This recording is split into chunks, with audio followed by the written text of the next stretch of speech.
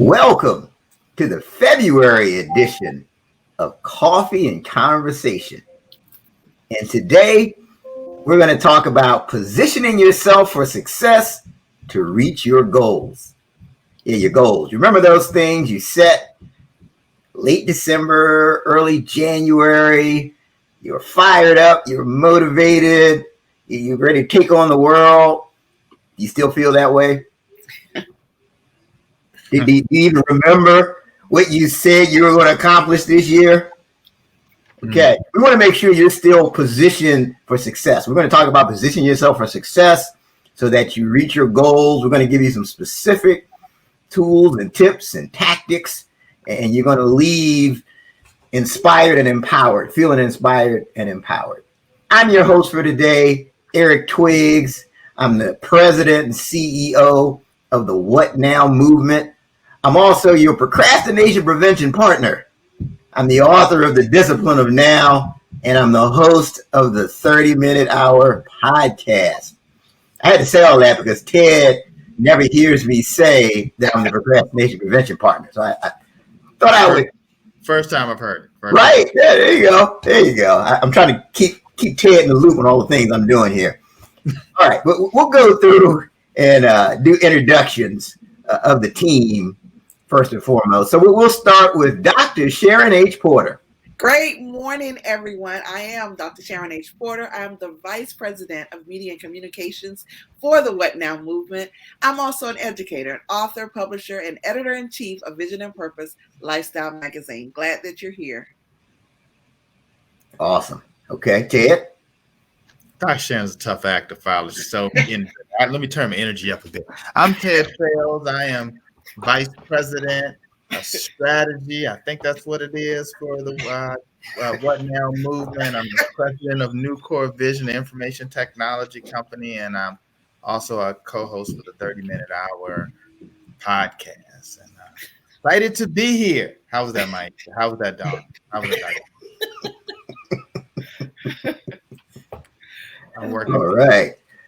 Let's see. Dawn. Good morning, everybody. My name is Dawn Bornheimer. I am a sales executive by day. I also do business consulting and coaching, and I also am the author of The Strength of Our Anchors. I'm the Chief Movement Officer for this project here at the What Now movement, and I'm going to be the project lead on the What Now mindset. So we'll talk a little bit about that later today, too. The What Now mindset. Yes. Let me tell you, that's a book I need to pick up. Man, let me tell you, that sounds exciting. Hey, more details and more information will come on that. But no, thank you. Welcome, Dawn. Maisha? Hello, everyone. Happy welcome to February. I can't believe that it's February already. I am your marketing multitasker for the What Now movement and What Now movement ventures, as well as having my own company, Customer First Marketing, proprietor of Maisha's Lemonade Stand, and soon to come Q-Bob. Soon to come Q-Bob. Excellent. So now you know the team a little better. I see we've got some people joining us. Make sure you're typing in the comment section. We want this to be a back and forth dialogue, and you can put your questions, you can put your comments. So make sure you're communicating back to us, and we'll make sure we certainly acknowledge you. Now, before we get into the meat of what we're going to talk about today, I wanted to make sure you were aware of our backstory and how we got to this point. And I just believe, like Simon Sinek, you have to start with why. Right? If you know why, it's easier to understand the how. So if you look at how we started, we all wanted to work together. The three of us, the three founders, we wanted to work together. We admired what we were each doing in our different sectors. Myself, Ted Fells, and Dr. Sharon. We wanted to join forces and work together. And this was pre-pandemic. And we said, we're going to get into, we're going to rent out a hotel room. We're going to have these conferences. We'll get everybody together. We said, we're not going to practice social distancing. Well, no, social distancing didn't exist when the term didn't exist when we were first getting together. But that was our plan. We were going to get together and we were going to help people through these conferences. But then the pandemic happened. And we literally had to say, what now? Because we said we still want to work together. I know we can't get together in a room, but we still want to work together. And we said, maybe we should do this thing virtually. And then as we were talking, we were noticing that people had these projects, these dreams, these ventures that they were looking to get off the ground, but they were saying to it, like I would have people saying to me, yeah, Eric, I'm going to wait until things get back to normal. They would say that to Ted, they would say that to Dr. Sharon. And we were talking amongst ourselves and we said, that's the last thing you want to do. The question you need to ask yourself is what now? And that's really how everything came together.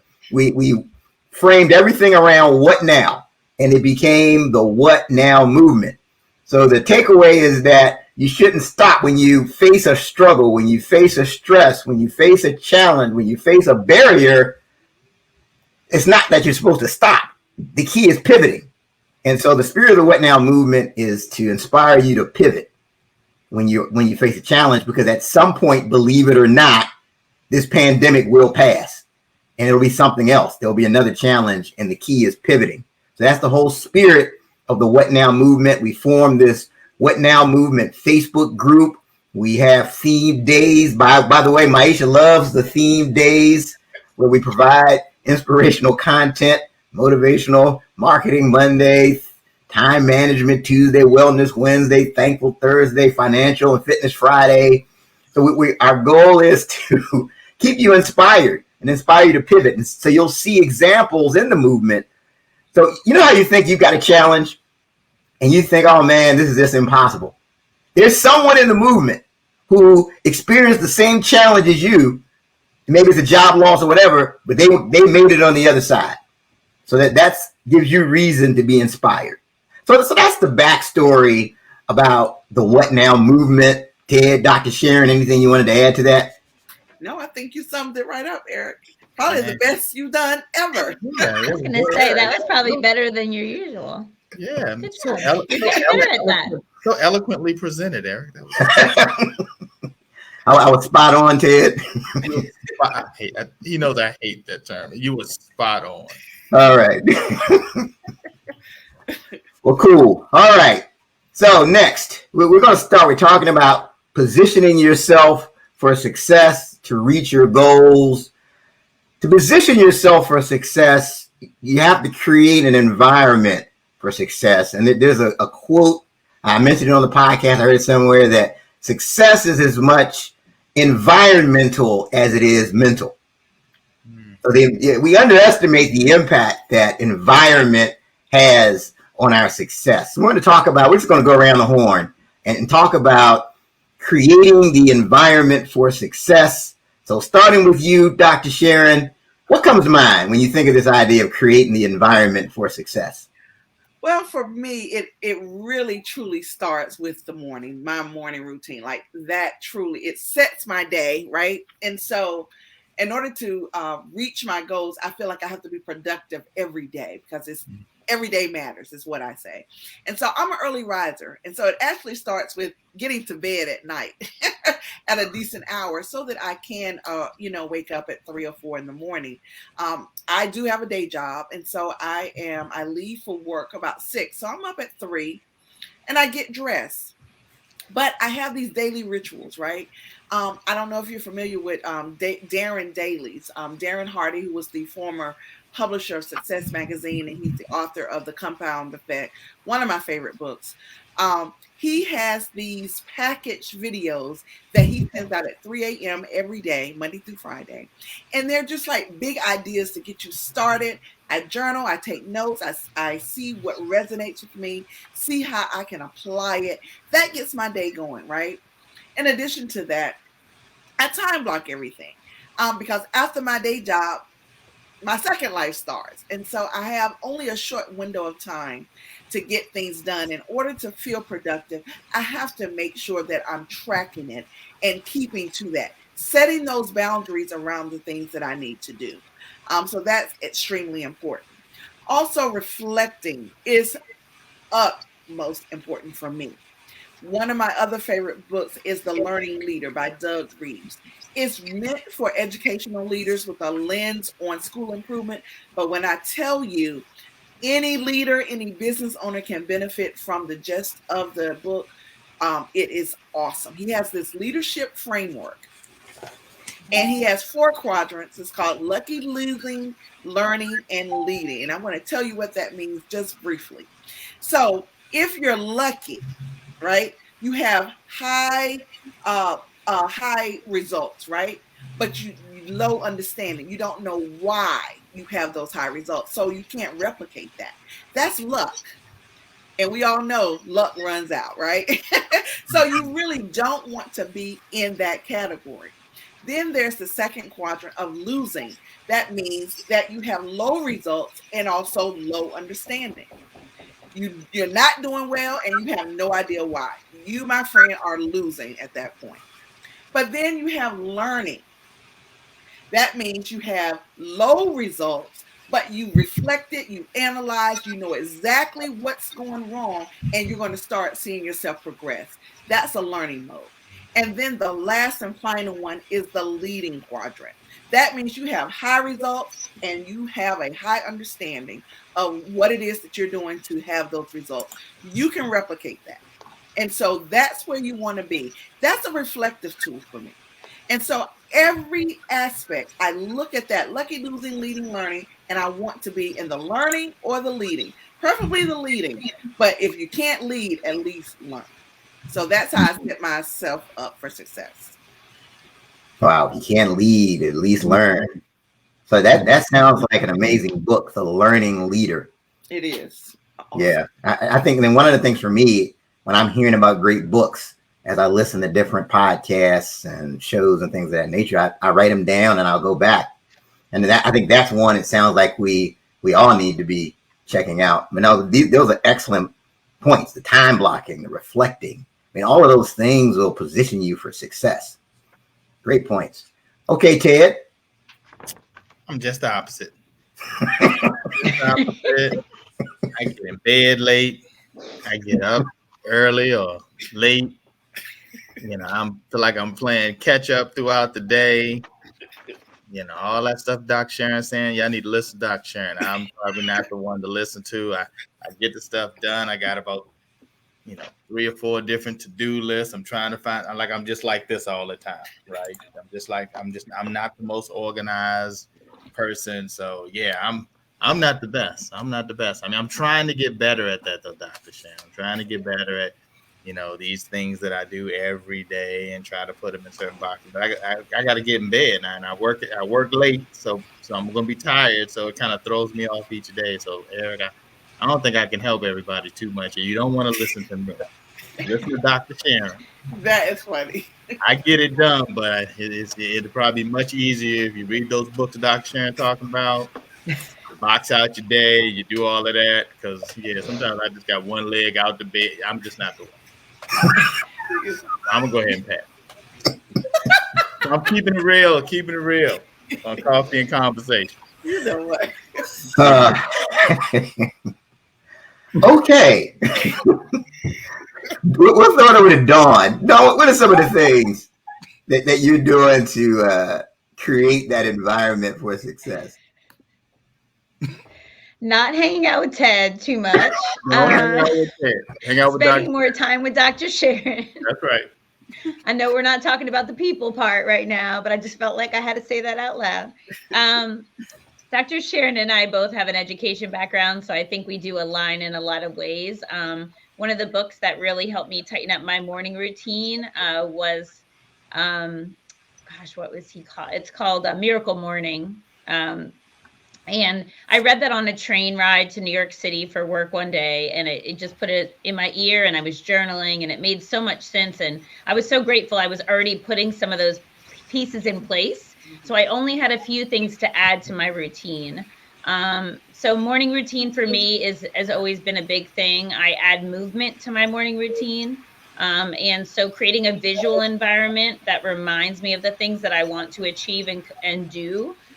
Getting everything accessible to me in the easiest way. So at the beginning of the pandemic, I was going to the gym 6 days a week. My gym closed. And I had to say to myself, what now? And so I ordered a Peloton bike and I converted one of my downstairs spaces to a workout area. And so when I get up every morning, I don't get up as early as Dr. Sharon. I get up at 6 because I also needed an extra hour of sleep for my mental health during this time. It was a conscious decision. I had been getting up at 4:45 prior to that. And I recognized that I needed a little bit more sleep in order to be fully engaged in service throughout the day. So I set 6 o'clock as my new wake up time. So the last 2 years, roughly, I've been getting up at 6. And I have all my morning routine between 6 and 9 a.m. I step into a place of service at 9 a.m. and then I am completely on for the rest of the day, serving everyone that is in my space and that I lead. But it's really important to have that tight morning routine. And the environment around me, physical reminders of the things that I need and want to do and the type of person I want to be. So you'll see Brene Brown quotes around my office. You will see Ted Lasso quotes around my office. You will see coffee mugs that have sayings on them that remind me of the type of person I desire to be every day.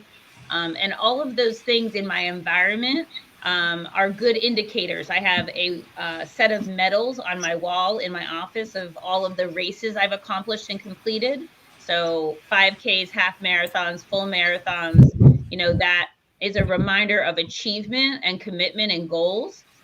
So anything that I can put visually that also reminds me of the person I want to be and show up every day as is super helpful. Good. Awesome. No, I do think that does impact you. What you're seeing and the pictures. And that's why I think vision boards are so effective because if nothing else, you're seeing it and it reminds you again of why you're doing what you're doing. So that positions you for success. But no, those are great thoughts and sleep and everything else. It's been proven that those things will position you for that next level. All right, Maisha.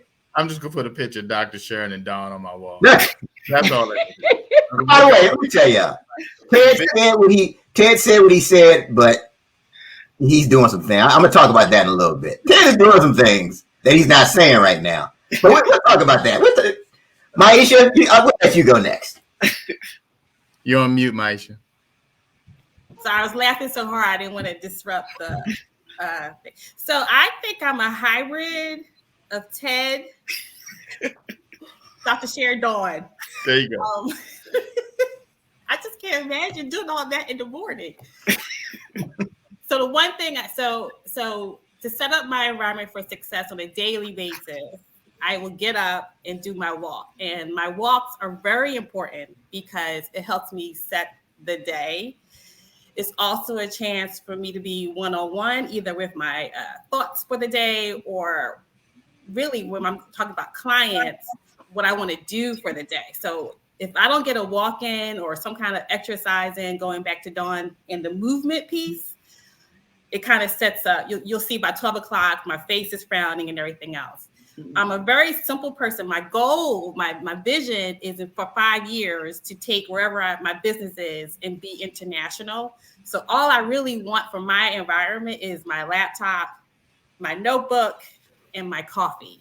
So if I can go for a walk in the morning, set the day up the way I would like it to go, not how my clients would like it to go, I'm in a positive and happy place. I don't do anything talking to clients, and I think the What Now movement knows if I don't have my notebook, I have to stop and get it because I have to write everything down because the task can get to be so much. And can't remember everything that I promised I would do. So notebook, walk, and of course, my coffee, and now with Ancient Baby Brand LLC coffee in it. So that's how I set myself up for success. I have to compartmentalize my day, just like Dr. Sharon, because I'm a mother, I volunteer, multiple businesses, but it starts off with a great walk in the morning. Great walk in the morning. Awesome. Eric, remember, I was talking to you on one of my walks, listening to your podcast. It was so funny. But that also helps me listening to certain podcasts about certain topics that I'm struggling with. It really helps me set up my day for success and my year for success, actually. Yeah, I definitely like the movement for both of you guys. That's one thing I need to add is some movements in the morning because it helps everything. So I like that. Yeah, I like both of you mentioned what you listen to. So I actually listen to Brendan Burchard's. He has an app called Growth Day, and every morning he does a daily fire. And so similar to you have something that grounds you into what you listen to before you reflect that morning. His daily fires are anywhere from like 8 to 15 minutes. And I just put those in my ear while I'm making my coffee, like Maisha, and get my day started with positive messages and opportunity to rethink or reframe things that you may be encountering throughout the week. Good. No, I think that's a great point. And I do think what you listen to can set you up for success. So one of the things I got into this thing, I'm like, okay, what can I do to improve the podcast? For example, I'm the host of the 30-minute hour podcast. So I literally sought out people that already had the best podcast on the planet and, highest rated podcast, millions of followers. And I just got in the habit I'm listening to literally like 5 different podcasts at any given time. Like I'm listening to the Tim Ferriss show, Ed Milet, Ben Newman, Andy Frisella, Dean. Ed Milet, that's a good one. Yeah, and it's almost like I'm hanging with these people, and every now and then they'll say something. I'm like, whoa, that could work well on the 30-minute hour. Oh man, well, that's a great way to ask that question. I would have never thought about that before. But it's easy when you're trying to position yourself for success to think you're just out here on this island. I mean, we'll talk about the people thing more specifically later, but you can, with technology, through reading books, I mean, several books were mentioned that can help to position you for success. So reading books, listening to podcasts, I mean, I think you can get to you're there much faster if you do those things. Something else, where Ted's trying to play like he doesn't do anything to position himself for success, which is not the case. So one of the things, and Ted and I had this habit in common as far as making appointments with yourself and really using your calendar effectively. So Ted works off of his calendar. What happens is one of the things that keeps you from being positioned for success is you feel like I've got all this stuff to do and I don't know where to start. I just got all this stuff to do, or someone says to you, or you say you're going to do something. You say I'm going to start writing my book this week. And then it's Friday at 5:00 and you haven't written a single word because you're not using the calendar. And so one of the things is I'm in this habit of making an appointment with myself, right?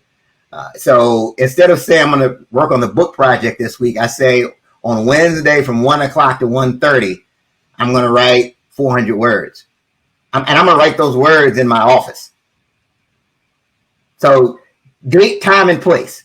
That's one of the things I'm picking up. So Wednesday at 1:00 in my office, it's on my calendar.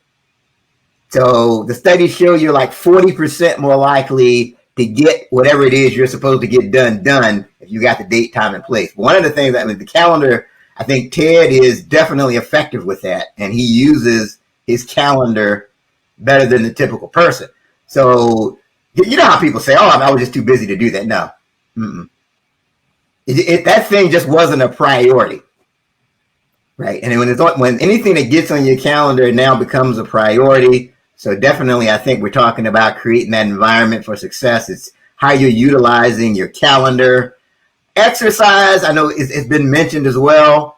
And Ted actually has a personal trainer that he works with. And who's on Facebook telling everybody that you're telling lies and tales.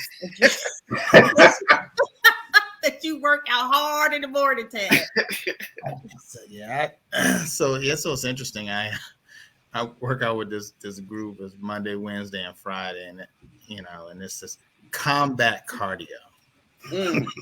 Right. Wow, that sounds hard. Right. That'll wake you up.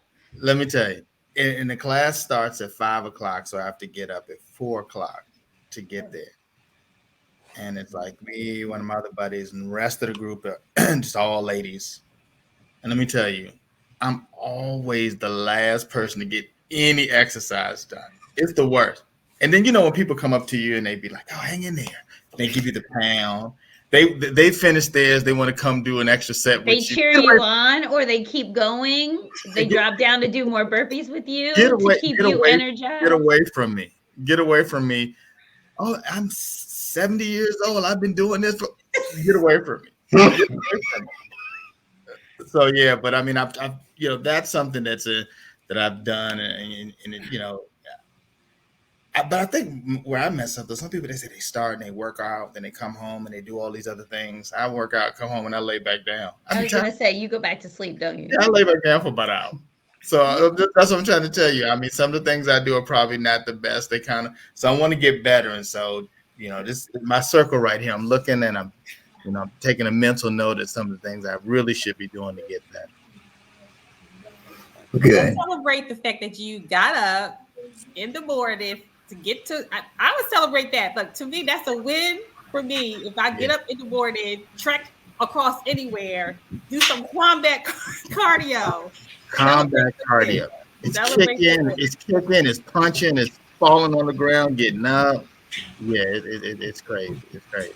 I'm gonna come to that class with you one day, Ted. It'll be fun. Oh, you probably love it. You probably get up there and be. No one will crush it. No one will crush it. No one will crush it. Yeah, let me know when you're in town. I'll tell you where to meet at in La Plata. It's crazy. Yeah, but there's a piece of this that's critical, is that he's got a person that can hold him accountable. Because a lot of people will say, "Oh, I'm just not that guy or that gal who's gonna go to the gym at 5 a.m. or 5:30." But if somebody's waiting for you there, it's gonna make it a little easier, because that person's gonna be like, "Hey, where you at? I don't see you." That's funny. It's funny, my friend Thomas, he'll send me a text. Oh yeah, it was another good one today. If you missed it, right? Or even the other days when I may go to the gym closest to my house, I see Mr. Procrastination Prevention Partner always in there with his earbuds in, and he's in there getting it every single morning. So yeah, so whenever when I don't make it, I totally feel like a loser, because I know someone was able to get up and get it done. And I think it does. I feel it helps, as you go throughout your day. I think we all agree to that.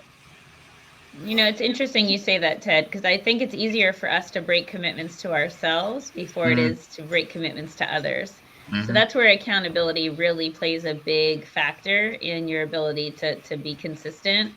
If you know that about yourself, if you know that you'll give up on yourself long before you'll give up on Eric, then you tie your goals to someone who you want to support, and you'll do it for Eric until it becomes a habit for you to do it for yourself.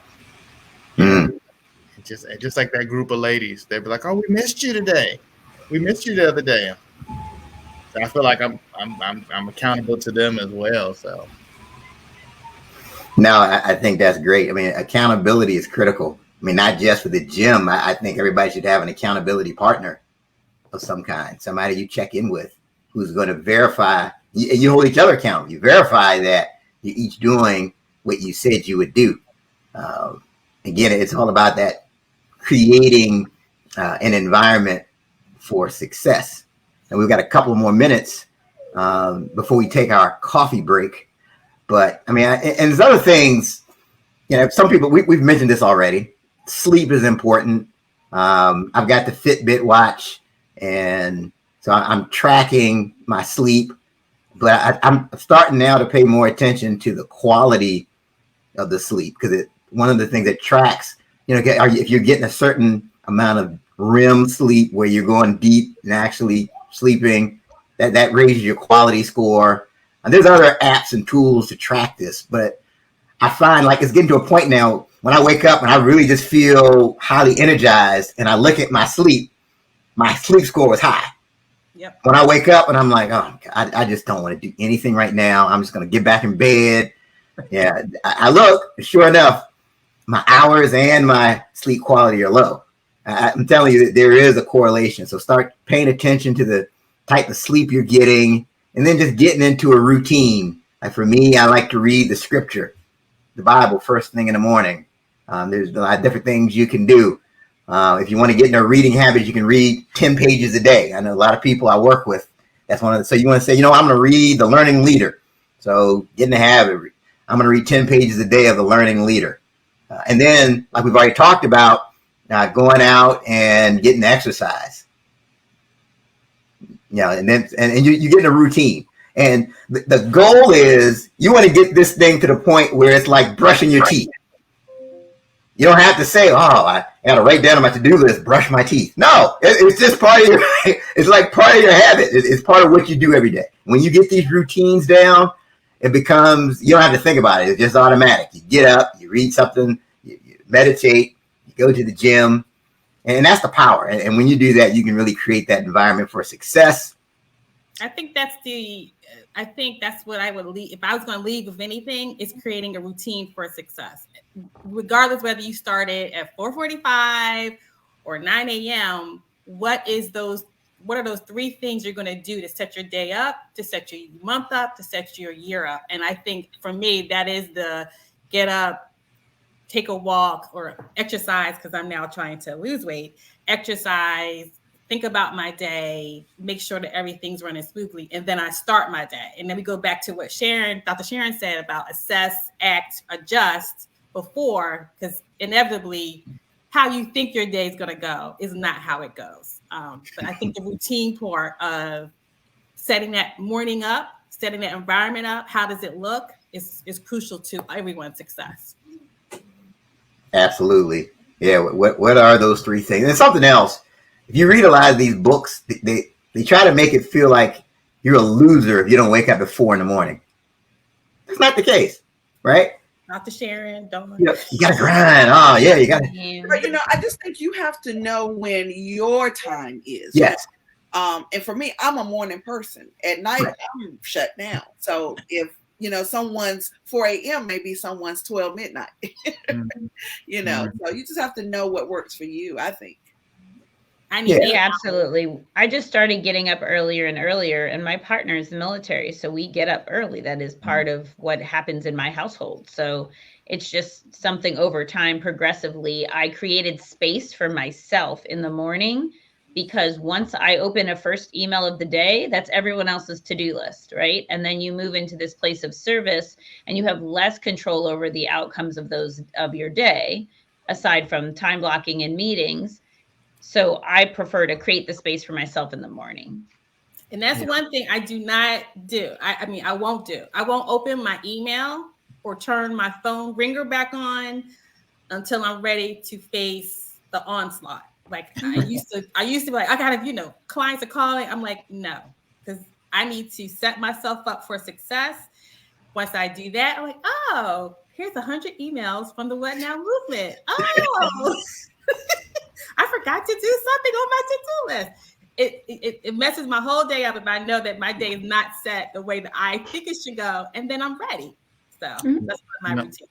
Do not open email until you're ready. While you're talking about email, it's interesting. One of our past guests on the podcast, Walter Jones, I don't know if you remember Eric, he said that when he gets up and he opens up his email, he only sends out emails. He says he's giving out instruction. He doesn't take anything that someone else is like asking him to do something. So he just starts like giving out, in that first hour or so, which I thought was pretty interesting. Because you're right. Because once you open it up and you start reading, it's a bunch of, I need you to do this, give me a response by this, do this. And it's like you're just constantly just kind of going backwards all day. Yep. Or it could be bad news in the email. Now your mind is completely shifted. No, I agree with that 100%. Staying on your agenda. And even with Facebook, I just started, I'm like, I set my day up. I went for my walk. I'm excited. And then so-and-so passed away. I'm like, oh my gosh. So kind of, you gotta get yourself mentally ready. And I think this is what we're talking about. Mental preparation for success starts with knowing who you are. As Dr. Sharon said, who are you, a morning person, an evening person? Doing these routines so that at least that you have, quote, some control over what you're doing. And if you're in a positive place, then you can deal with all the crazy stuff that happens all the time. As you did with the What Now movement, that whole pivot thing started because people were in a negative space and we had to move them to a positive space in order for them to achieve. So, yep. Social media and Facebook and all that, you're on such an emotional roller coaster though. Right? Like you start off, like you said, oh, this person's sick, somebody did this. Oh, like happy birthday. Like you just kind of going through them. Prayers and condolences. Like you just kind of go through each of them. It's really kind of crazy when you think about it. For sure. Saying that everyone should like our Facebook page or the What Now Movement group for all of these great tips that happen from us and the other people in the group. That's right. Absolutely. Because there's so much positivity that's coming from our page. That's right. If you happen to check Facebook in the morning, you stumble on the What Now Movement group. It's always positivity. It's always positive. You'll be inspired. That'll be an asset to your morning. Yes. Make it part of your routine, actually, to go to What Now Movement and see all the positivity that comes from us and our people in the group. Absolutely. All right. So it is now time for us to take a coffee break. As you can see, this is tea. I could have played it off. You sure should have. Thank you to our sponsor, Cedric Scott and the Ancient Baby brand. He's been sponsoring the What Now Movement Coffee and Conversation, I believe, since December, and we are happy to have him as a sponsor. I'll post the link so you can see all his great coffee as well as other products that he has. Melanated, I always get this wrong. Melanated Mathematics line, which helps kids and from all ages learn about math, make it fun. Financial literacy programs there, and all of the proceeds to the Asian Baby brand goes to fund scholarships for children all across the United States. So we really appreciate Asian Baby brand for being our coffee and conversation sponsor. We are all drinking his coffee, except for Ted. I'm drinking tea. He's always got to be the one. But anyway, thank you, Asian Baby brand, for sponsoring Coffee Conversation. And sorry that you couldn't be with us today, Cedric. Oh, I'm sorry. There's one more thing I have to say. Sorry, reading the text. There is one available for Black students in STEM. The application is open until March 7th. So I will get that link and posted it in the What Now movement. But if you do have a child who is entering into college this year and he's interested in science, technology, engineering, and math, the Asian Baby brand has a scholarship just for him. Oh my God, that's terrible. And them and there and all those pronouns. No, that's fantastic. We certainly appreciate our sponsor, Cedric Scott. I mean, he's got excellent coffee and he's doing things to make the world a better place. So we'll put the links, like Maisha said, in the notes, and make sure you order his coffee immediately. So he's an awesome sponsor. Okay, so now, again, we're talking about positioning yourself for success, to reach your goals. And as I think about that, you know, I'll run into people who they say, oh, I want to start a podcast, but I don't know how to start a podcast. I want to write a book, but I don't know how to write a book. I want to get into government contracting, but I don't know how to get into government contracting.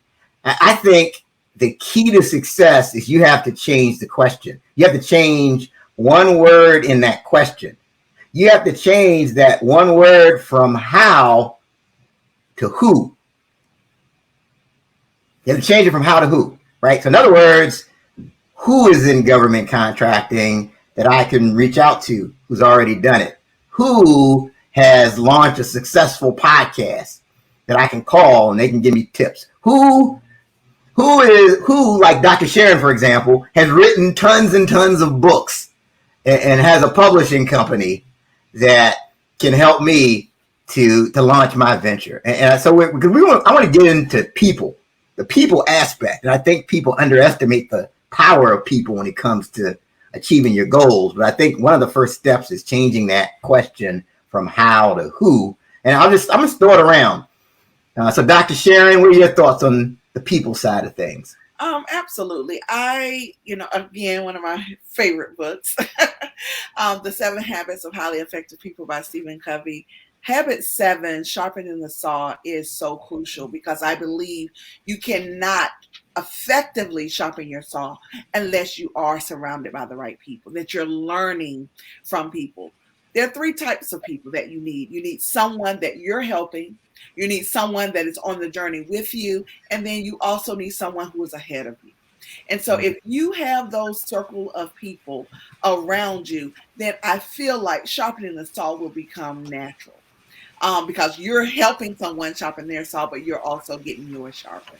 So I just believe that without a doubt, it's critical to identify who those individuals are that need to be in your circle and who those individuals are who do not need to be in your circle. Man, you may need to say that again, Dr. Sharon. Wow. Because you can't write this one down. That right there. Wow. That's true. And sometimes it's hard to tell, but sometimes it's not. So yeah. Now there's a great book by Jim Collins. It's called Good to Great, and he's got a section in the book where he talks about first who, then what, and he looks at it like a bus. He says, "Look, when you start a venture, you need to make sure you've got the right people on the bus. Right. You got to get the wrong people off the bus, like Dr. Sharon's saying, and you have to make sure those right people are in the right seat." So I think if you look at that thing as a bus, that'll help. That's it. No, that's a great point, Dr. Sharon. That needs to be written down for sure. That's serious. Oh man. So Ted, what are your thoughts on that? You keep putting me behind Dr. Sharon. That is tough. That is tough. I mean, I think she covered it all. I think, one of the biggest things for me is just, being around, positive people, like people like, we're going to make it happen. How do you make it happen? Right. I mean, you're just going to figure it out. Right. If you're around people that there's always an excuse why you're not able to do it, those don't work really well for me. And just like that, to be around those positive people that they may not have all the answers, but just people that you can just sit down with and brainstorm with and come up with some way to move forward. And just having those types of people around you, I think is important. I mean, in all aspects of your life, it just makes things just go a lot easier when you have people that are like, okay, this is what we're dealing with. Let's figure out a way to do it. I think, again, talking to people that have already done it is very important, as you said, Eric, and alluded to as well, Dr. Sharon. I think that can save you a lot of time, right? Lessons learned. And I think that, most people that I come across do not mind giving you, a couple minutes of their time to share, and I think that not only do you do that, I think you have to treat it like a potluck, right? Everybody's got to bring a dish, and you have to also be willing to share. I have a young man this afternoon that wants to get a tech company started, and he reached out to me from church, and I mean, just taking an hour out of my time to get on a virtual call is no big deal. That's going to help him to move forward, and you just be amazed at what'll happen. I've seen some guys that I've helped in the past that have come to me and they're like killing it, and I forgot that I had a conversation with them at one point. Oh, my partner, I remember the time that we sat down with you and we're doing 120 million. It's just so great. Like, what did I say to you?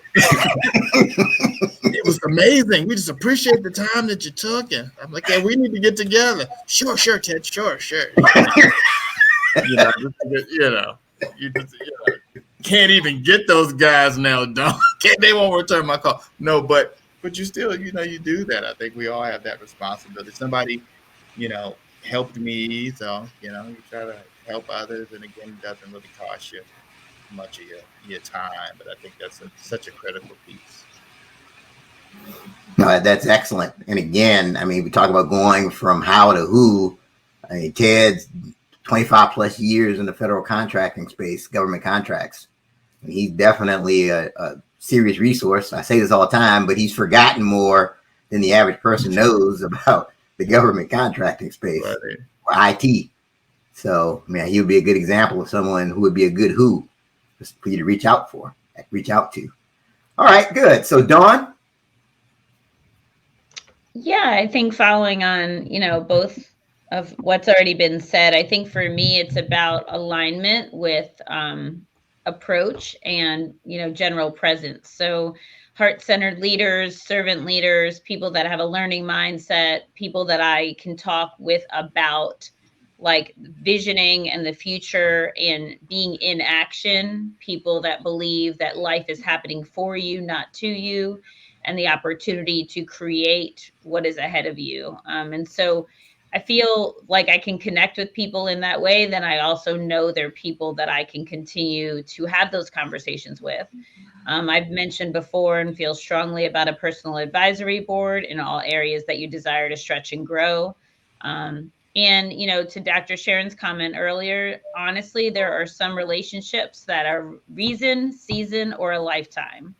And you need to know when it's time to go because it will pull you down and you will get reminder after reminder of why that's not the right dynamic or relationship. And as soon as you let that go and acknowledge with no negative energy, just bless and release, as soon as you do that, everything opens up because you're creating space for what is meant for you. So every time you make one of those decisions, it's a self-honoring decision sometimes. You make that decision and it creates space for the next thing to unfold. And so I think when you get that initial gut check, you should follow that. And be okay with it. It's an unapologetic, self-honoring decision, and everyone's here to grow. And the people that are excited for you about what's next for you will be fine with the boundaries that you create. We'll be excited for you and what you're up to next. So I think just reassessing and evaluating the people around you frequently is important as in terms of finding the right next people for the next phase of your growth. That's a great point, Don, that you make about people being excited for you and and your accomplishments and all of that. Like your team, right? Mm-hmm. Your team is behind you, right? And those people that are saying, "Hey, Maisha, hey, Dr. Sharon, Eric, Don, yeah, it's great what you're doing." And I'll just say, just like a friend of mine, Tony Bryan, just sent me a note. It's a great program. Like that meant a lot, right? Just to see that he didn't have to say that. So we appreciate that. Tony Bryan's doing a lot of great things out there and fitness training and other things. So definitely appreciate that feedback. That support means a lot. Yeah, and I think you need to show up for people the way you want people to show up for you. Absolutely. Right? So be willing to celebrate another, person out there doing their thing. Be willing to support someone, see the abundance that is in the world and not worry about competing with people. Yes. Really, when you can do that, you will create so much more. Yeah, I think Don's making a great point. I mean, if you can get in a group of people that have that abundance mentality, and that's the key, where they don't feel like it's a zero-sum game, that your success is my failure. Right. And, so but we can all win, right? Yeah. But it helps if you're in a group that's like that, and they're always supporting and encouraging you. And I just learned, I've had people where we were close for a while, and then all of a sudden, it's just like it ends. I don't hear from them anymore. And I've learned, it's kind of like what Don said, it's a seasonal thing. Right. And I've learned that, we're going in different directions. I mean, we're not supposed to be in this relationship at this time. So true. Good. All right, Maisha. Yeah, so this is interesting conversation for me because I definitely, when I first started my company, it was all about competition. I wanted to find the best person in the business and take her down. I did. I come from my career has always been based off of what can you bring to the table. And I've taken that mentality to what can I help my clients do? So this is a true story. I never felt supported until I met one of my bosses, who I'll shout out because I love her, Sue Lawrence Longo.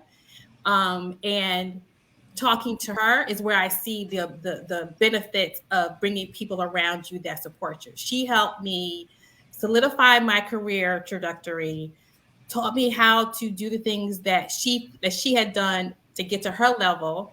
She really mentored me. And even to this day, we're still communicating. So for me to find another Sue Lawrence Longo in the business world was one of my goals. So I set out to find people, as you said, Eric, who would help me grow and help me grow the business, but also help me not be so crazy about growing the business. So going back to bringing people in, I am very selective still about who I bring into my world. My friends know this. I have close personal friends, and then I have acquaintances who believe we're friends, and then I have colleagues who believe we're friends. Because I'm an extrovert. People know I will talk to you about anything. But as far as bringing people in that I trust, that look out for the best in me, that will tell me the truth. If you're going too far with this, you need to pump your brakes, or I will introduce you to someone. I think that's really core for me to grow as a person, as an entrepreneur, to go from competitiveness to co-opetition to partnership to building together. So even now, I try to bring as many people in that I know to all my projects that I know. I just talked to another Hamptonian who I'm bringing into the What Now movement as our writer. So these are things that I'm trying to do better with, but I definitely think as a goal, me bringing more people that can help me and that I can help is probably one of my business professional goals. Wow. No, I that's love great. that you had Sue to be a mirror for you, to show you what was possible when you let your guard down just enough to allow someone to mentor you and show you, invite you to see another way of doing business. Because that gives you an opportunity to be more like Sue one day, right? To create that space for someone else. Do you find yourself mentoring now in a way that you didn't before Sue mentored you? So this is so funny because and y'all laugh at me. I'm like, I'm not the motivating person. So I mentor you, and I'm working with millennial now. So give me help. I just want you to do well. And I know the things that you need to do well. So I'm not going to call myself a mentor per se, but we talk and we're moving and our relationship is moving in a more positive direction. I want to be a mentor to somebody who I'm not paying to do work. I think I'll be a better mentor then. But people come to me now, this is, 10 years in business, starting a new business, and they're asking me questions. So I do appreciate people coming to me and asking, well, how did you do this? And how did you do that? But really, and I'm being perfectly honest, I don't have time to mentor. I'm the pick a package, pay my fee, and I will talk to you all day situation, because I just don't have time anymore for great conversations that yield no revenue. Real talk. Yeah, and you have to, manage your time, right? I mean, because you're right. People will, come around and, and take a lot of time, and it should be something where, I think it's potluck, right? Everybody needs to bring something and share something, to the table. Yeah. I mean, I used to be mercenary. Like I used to crack up when I first started. I used to look at people like, how many dollar signs do I see? $1 signs, and $3 signs. But that goes back to working with this team and like Dawn, I think, where her heart-centered way of looking at the world has definitely helped me see that, because she has a different perspective. She's a successful woman in her own career, yet she's still helping others through her books, through what she does for us. And just listening to her calms me and makes me feel like I can invite more people into the world, into my world, and give more of myself. So it's definitely been a great experience. This team right here has helped me grow in the last 6 years. To that point, I think that you just have to have your limits and your boundaries, because you can't just help everybody, right? And what they always say, givers have to have limits because takers don't, right? Mm-hmm. So you have to know how much you can give, and I take that to heart because it's so true. You have to know how much of your time, how much of your energy that you can give, because people who are receiving it, they're going to take all you give them, And so you just have to set your limitations and your boundaries. And I think that's what this group is. That's why you join the What Now movement group. You can get information on your own, and you can find people to connect with that can help you get to where you want to go. I mean, I can't emphasize enough to join that group, to give us positive content, to be there for everyone else. It's very crucial to everyone achieving their goals this year. So setting your boundaries, finding people that believe like you, think like you, and want the best for you, which I believe we have in the What Now movement group, is a great step to achieving your success. And if you want to pay one of us to help you consult on your project, I will post that link as well. But I think it's good though. Again, if you come in there thinking again, someone can help you, but you can help someone else, right? I think that's one good thing is each of us, you get connected to someone, and then you get connected to someone else. It's funny, like good people kind of will connect you to other good people. Like Eric talked about Dr. Sharon. Dr. Sharon, you gotta meet Dr. Sharon. Meet Dr. Sharon. Oh yeah, Dr. Sharon's wonderful. And then Dr. Sharon's like, yeah, I'm thinking about Dawn. Yeah, Dawn's great. We meet Dawn. Dawn's wonderful. And then we're like, Eric's like, yeah, I got this person, Maisha. And I'm like, I know Maisha. Maisha from a long time ago. She was wonderful then. She's wonderful now. So it's just, good people bring in good people, connect you to good people. And that's again what the movement's all about, of just having a good group of people just that are not just thinking about yourself or what you can share with others in the network. And every deal is not your deal. Right? Sometimes it's, hey, you rejoice in the fact that you were able to help Dawn, or you were able to help Dr. Sharon, you were able to help Maisha or Eric or someone else. Because it'll come around to you for sure if you just continue to, And you can't be in a group with a procrastinator preventer and not get stuff done. That's it. If you look at Eric's email, you're like, oh, what did I not do? Hey, Ted, how you doing this morning? You're supposed to have this done at 10 today. Get out the bed. Like I'll be on the phone. I'll be like, Eric done ran. He done read about 5 books. He done got the kids out of school, and I got one leg out the bed, and it's Eric calling. Right, you cannot be in a procrastinator preventer group and not get stuff done. So Eric has been a very valuable asset in the thinking process. That's right. I hate to get an email like, oh, I didn't tell him that I did XYZ. Dog. Oh man, I'm just here to help us all move forward. You all have helped me as well. Please know that. We're coming down the home stretch.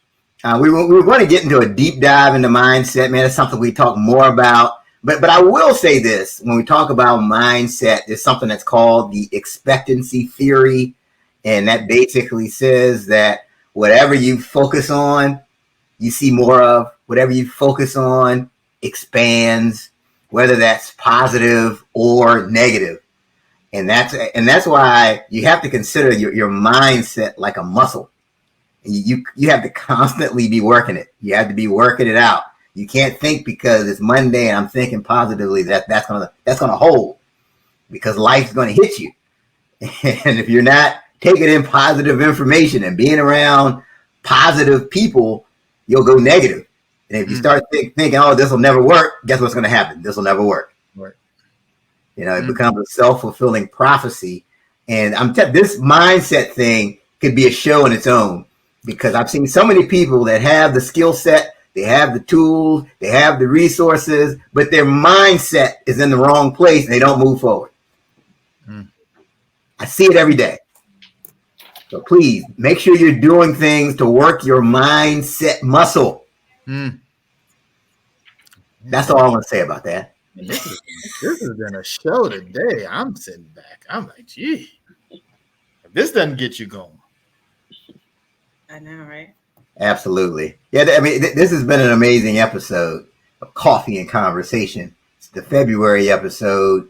If you're interested in being a sponsor, we got Cedric Scott with Ancient Baby Brands. If you'd also like to be a sponsor of Coffee and Conversation, you can email us at the whatnowmovement@gmail.com.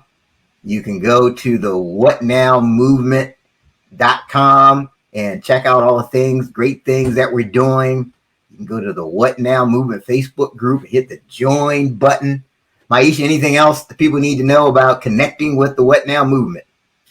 I just wanted to say that we launched our Coffee and Conversations blog this past week. So if you did miss all of this great content, you can go to the whatnowmovement.com page, and we kind of take what we said, because we say a lot, and synthesize it down to key points that you can take with you for your day. So if you want to add that to your routine, bookmark the Coffee and Conversations blog that we just started this week. And you can also contact us there. Please sign up, actually. Please go to the whatnowmovement.com and sign up to be on our newsletter, where you get all this information that we have for you in a nice monthly newsletter. All right. That was very well said. Thank you. That's our time for Coffee and Conversation. Make sure you join us the first Saturday of March. That's going to be our next episode of Coffee and Conversation. Also, those of you who follow the 30-Minute Hour podcast, we've got a bonus treat for you. We're featuring these as the first episode of the month in the 30-Minute Hour podcast. So you can go to Apple Podcasts or Spotify, any of those places you like to listen, and you can hear us as you're working out and on your Peloton and all that good stuff. So join us for the next episode of Coffee and Conversation in March. But until then, have a great one. Thank you all.